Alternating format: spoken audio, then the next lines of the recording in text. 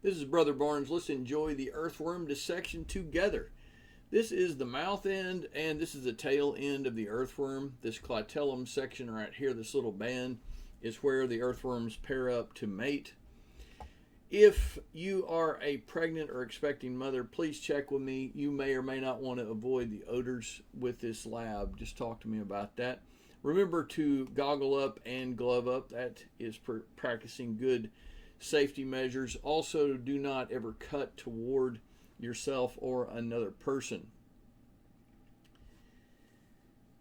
When cutting, cut from the clitellum down to the mouth end and then use pins or probes, the sticky probes, to oppose on either side of the cut to open this up.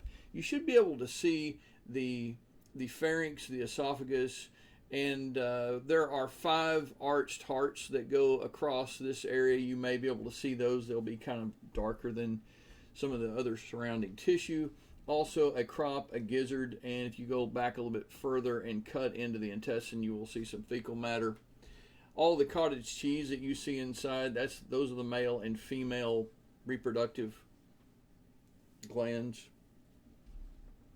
When you get finished, please remember to rinse out your tray and the pad inside of the tray and crisscross stick stack those on the sideboard over there when you get finished. There is some cleaning solution to use to do this as you rinse these out in the sink. Also, your utensils, also please rinse those off and put them back in the tray as well. Your earthworm goes into the red disposal bucket when you are finished. Thank you and enjoy.